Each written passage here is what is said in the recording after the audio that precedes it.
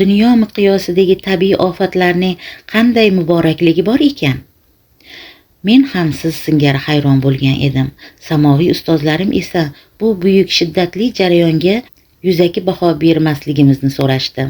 Modomiki birgina suvda shunchalar katta o'zgarishlar bo'layotibdimi, zaminimizdagi boshqa mahluqotlar, jumladan odamzod ham o'zgarishlarga yuz tutishi muqarrar.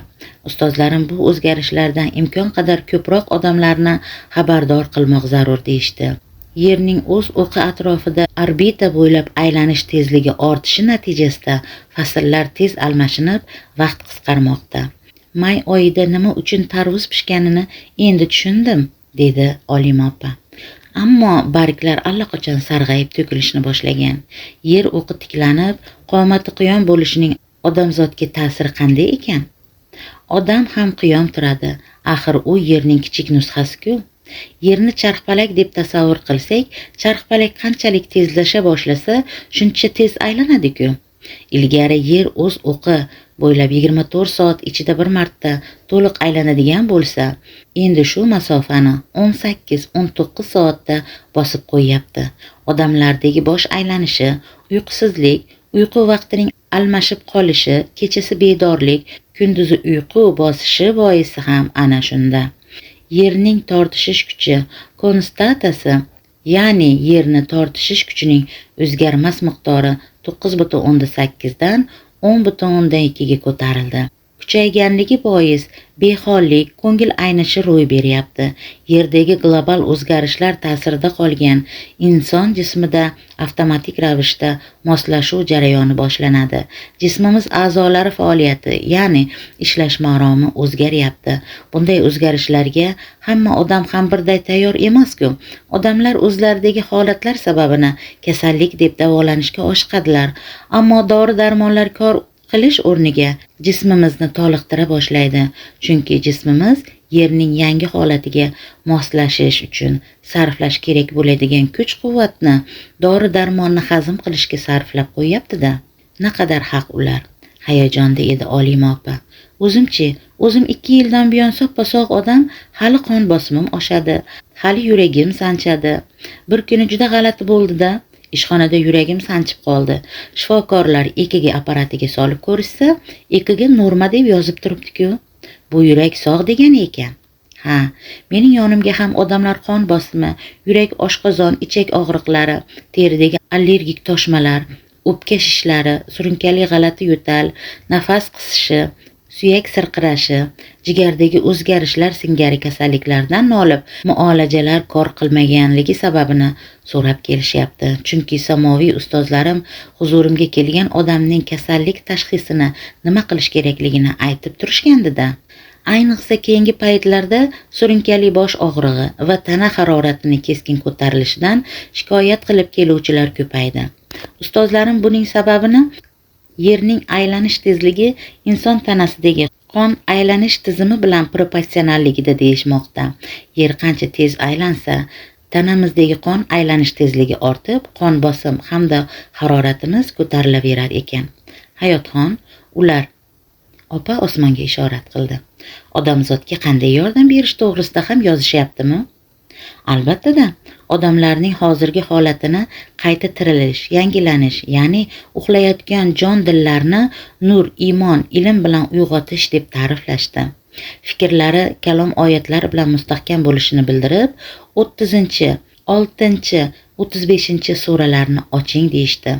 Ayniqsa siz o'liklarga so'zingizni anglata olmassiz, orqa o'girib ketayotgan karlarga ham uqtira olmassiz.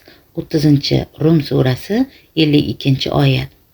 Avval o'lik kofir bo'lgan, so'ngra biz uni dinga hidoyat qilish bilan tiriltirib, uni odamlar orasida o'zi bilan birga olib yuradigan nurni berib qo'yganimiz, mo'minlarga iymonlari qanday chiroyli ko'rinsa, kofirlarga ham qilayotgan amallari ana shunday chiroyli qilib ko'rsatib qo'yildi. 6 Anom surasi 122 oyat. Tirik mo'minlar bilan o'lik kofirlar ham barobar emasdir. Albatta Alloh o'zi xohlagan kishilariga haq da'vatini eshittirur. Ey Muhammad, siz qabrdagi kimsalarga, ya'ni o'lik dillarga eshittira oluvchi emasdirsiz. 35-Fotir surasi 22-oyat. Biz odamlar shu vaqtga qadar ruhimizning qabri bo'lmish, jismimiz xohish istaklari, huzur halovatiga qul bo'lib yashadik. Endi ruhimiz, jonimizni nur, ya'ni iymon, ilm bilan uyg'otib, qabr bo'lmish jismimizga shoh qilib, taxtiga ko'tarish vaqti yetdi. Xo'sh, qanday yashasak ruh, jon jismga shoh bo'ladi?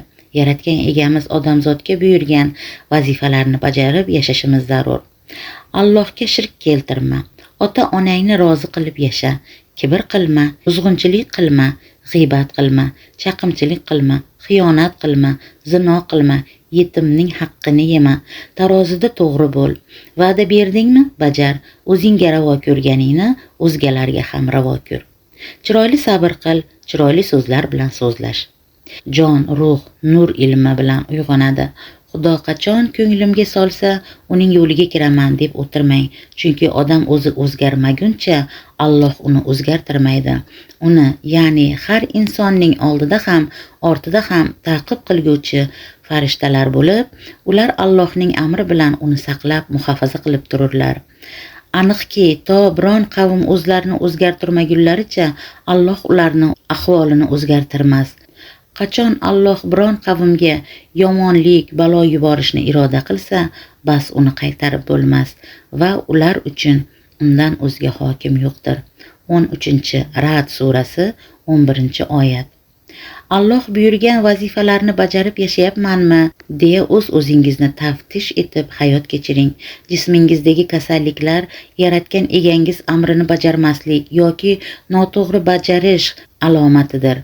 Nafas olayotgan ekansiz, demak yo'l qo'yilgan xatolaringizni tuzatish uchun yaratgan bugun sizga imkon bermoqda. Imkonni ertaga qo'ymang, kech bo'ladi. Ulug' kun, poklanish, ruh tirilishi kuni boshlandi. U osmondan yergacha bo'lgan barcha ishni tadbir qilib boshqarib turur. So'ngra bu ishlarning barchasi sizlarning hisobingizda 1000 yilga teng bo'ladigan kunda, ya'ni qiyomatda uning o'ziga ko'tarilur. 32-Sajda surasi 5-oyat. Mana opajon, maqoladagi ma'lumotlarga endi e'tirozingiz yo'qmi?